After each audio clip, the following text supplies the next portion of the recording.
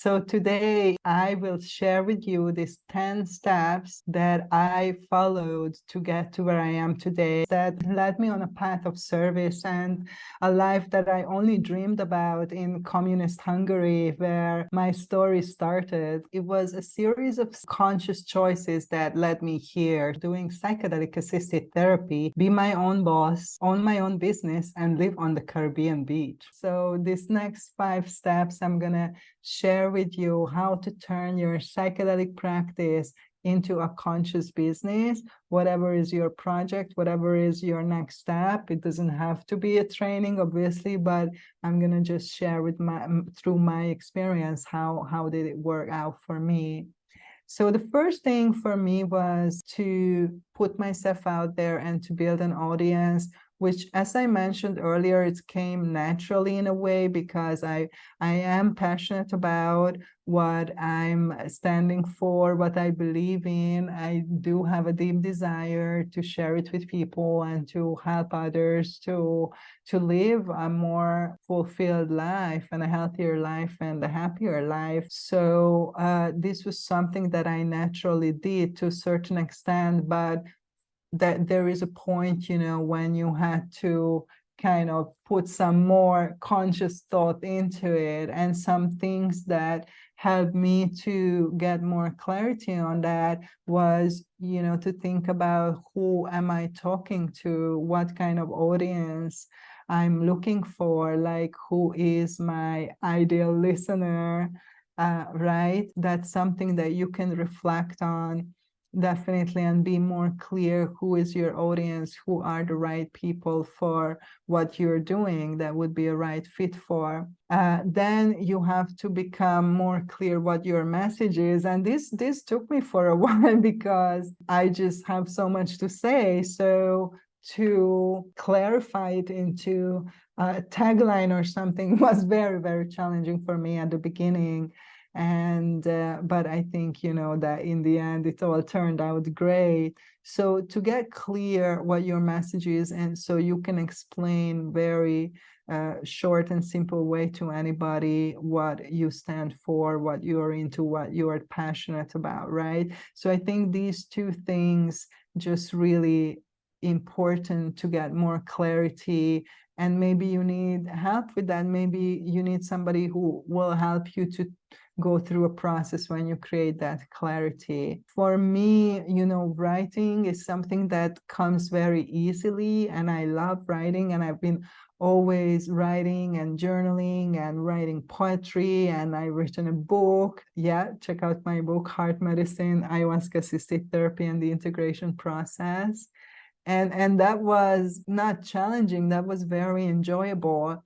But when it comes to the podcast and putting myself out there in a video like for eternity onto the internet, I had a lot of resistance, and I had to work through some things, to start the podcast and to, I don't know, something with the video. I think when you are writing, right, you are more hidden and you don't have that direct contact with the person who receives what you're doing.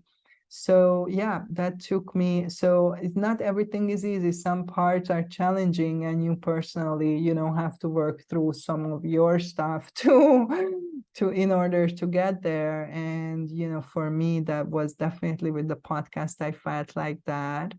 And then to start a room, we have this regular ayahuasca integration room on Clubhouse. We just gonna restart it after summer break, but that's a drop-in audio call, and it's not controlled, that anybody can come in and kind of participate in the conversation, which was also another style of platform and communicating. These are some things that I personally went through, but yeah, just putting some more conscious thought on who are you speaking to and what is that you really want to communicate. That's I think was really helpful for me to clarify. The next step is to get professional support, right? So once your therapy practice becomes like a business, you you need professional support. Even if we're just talking about creating authentic, professional, and attractive content, you need help with that, unless you are some magical, computer wizard or a graphic designer or something. Then most people need help with that. And at the beginning, I certainly thought that, oh, it doesn't matter how attractive a video is, or the lighting, or a filter, or whatever, because what is important is what I'm saying, is the messages, the content is what matters. But I really had to learn that people are not going to look at your content if it's not attractive, if it's not pleasing to the eye and aesthetically and all that kind of things. And I'm still, learning so much about this, but it's not enough to create good content. You need to present it in a certain way to people that is clear, easily digestible, aesthetically pleasing, authentic, looks professional, gives value. I mean, there's so many things, that I never thought about before. So this takes it to a whole other level. But just, just professional support with anything, writing a business plan, or writing a copy, or creating a marketing strategy. These are things that you will need help with if you want to make that next step, and you want to expand what you're doing, right? I really, for a long time, I was doing a lot of things on my own, and I think that was also a process to work through some things around that, and asking for support and relying on other people and all that. But I had to let go of the idea that you have to do it alone, because it's not true, and you cannot do it alone. And the best you can do is to build a team, a good team, and to outsource things, right? And this is very important, because then you will use your energy and focus to what you are the best in. So this was something major for me when my practice turned into a business. And of course, all these things that I'm talking about, it's cost money. So now you have to make financial investment, where before I was just investing my time and energy to write a blog, or to write an article for a platform, or to create a podcast. Now I'm also invested, financially in a big way, because all these things cost money, professional help, professional, and you can learn a lot, through the internet. But even if you learn everything, like, you won't have enough time in the day to do it. So really outsourcing and creating a good team and investing financially into it is very important, I believe. We come to our third step, or the eighth step, if you wish, which is healing our relationship with money. And I believe that, coming from a communist country, definitely had big challenges with that, definitely work in progress, but just made such leaps and bounds, and came so far. But probably many people can relate to that. Most people operate from a lack consciousness and just live in a survival level.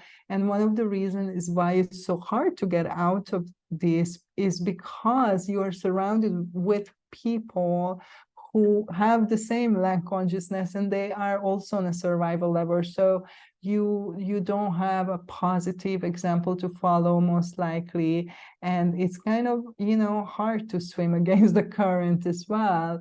So there is a lot of factors that kind of reinforce this poverty consciousness, and this many people just close to that surviving, or just right above. This is because mindset is something we learn.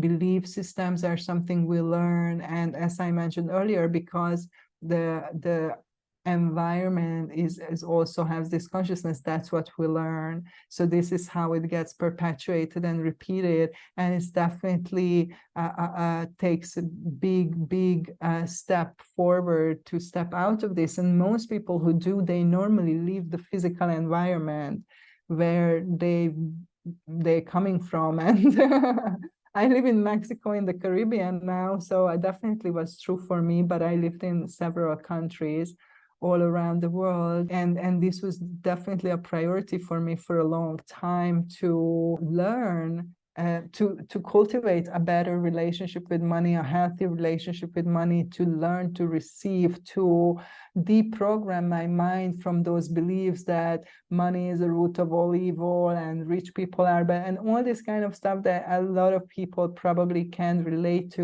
Let me know if you are struggling with this, if you have any of these limiting beliefs, or maybe you managed to overcome that, and if so, then share with us how did you do that. But for me, the main learning is really that money is just an energy, and it's really what you do with it, right? And what is the intention you are using it with, and what you're using it for. And I also learned that I can choose to be financially wealthy if that's what I prefer. And it just really was like a whole overhaul of my mindset, from this perspective. And of course, other areas as well, your money mindset is connected to, but especially with money, I think we all have a lot of wounds that we carry. And if you want to be more financially successful in your work in general, and then especially as a therapist, is definitely something that you need to dedicate yourself to work on this, like preferably have support with this, somebody who can help you, support you, because this is one of the big obstacles and inner limitations, I think, that we have to face. And especially healers and spiritual teachers have a lot of limiting beliefs about that healing should be free, or if it's spiritual, you shouldn't charge for it, and all this kind of thing. So there's a lot of cognitive dissonance, and these needs to be looked at, because no matter if you do all the other steps that we talked about, if you just have like unconscious belief that money is the root of all evil, and you really believe that, that's gonna override and it's gonna sabotage you and not allow you to create abundance, to create your conscious business, to grow your business, and to expand in this particular way. So I really encourage you that you dive into that work, or if you're doing that work, like, you continue to do it, because yeah, that's definitely a work in progress. But again, I can say from my example that already as far as I have come is just so much further than I ever imagined that I will be, or it is possible for me. And obviously it's not over yet. So and this approach again works for me, and I also keep working on my money mindset. So let me know how is that going for you, and share with us if you have a favorite tip that really worked for you in your life. The next step is having a plan. This is, again, connecting with having professional help, having a business plan. Just because going with the flow again, just winging it's not going to work when you are at this level. Even when people come to my signature program, Ayahuasca Assisted Therapy, we have a personal treatment plan, and it's not something that is written in stone. It's really a framework, a map that we kind of use for the journey. But we have that, we just don't just like, oh, let's see what happens, and we have no idea. That's not how we do it. And I think it applies in every area of your life, with the relationships as well, but definitely your work and your business, if you want to bring it to this level. Initially, for me, it was challenging to get into this business mindset, because I had to bring together my values and ethics with business decisions and interest. And I had a lot of limiting beliefs around how marketing is basically lying and psychological manipulation of people. And I never want to be part of that. And yeah, a lot of things like assumptions and way of seeing things and judging things that prevented me, to really expand. And I had to look at that, and I had to look, how can I align with what is important for me and what I believe in, to what I want to create, and what are the rules of the game, where I want to create it. And this is also work in progress, but I think, I did a great job, because I couldn't do something that I don't feel aligned with. So, for example, even just using social media, I just really believe that everything is just depends on how you use it and what you're using it for. And so I had to let go of the judgments that I have on certain things that are necessary for me to utilize in order to get to where I want to go. So I just want to share with you guys that having a plan, and even if, I change elements of the plan, it just really accelerated my growth and brought me a lot of unseen opportunities. So definitely something that I recommend. I have support with them tonight.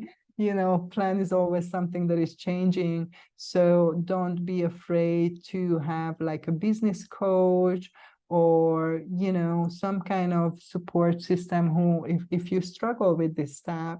Okay. And our last step and kind of final step is surround yourself with successful people.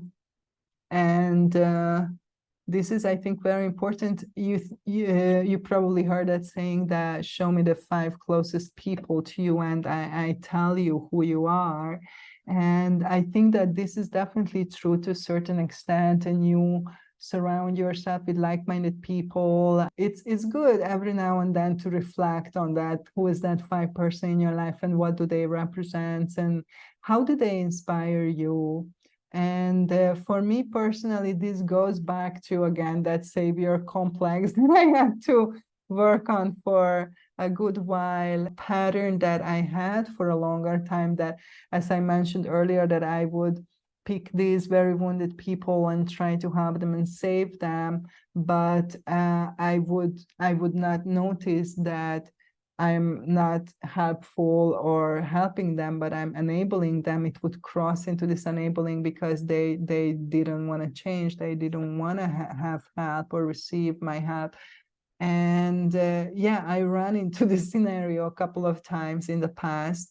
And I think, that I learned from this, that you can only help people who want to be helped. And sometimes you need to let go of people so you can move on.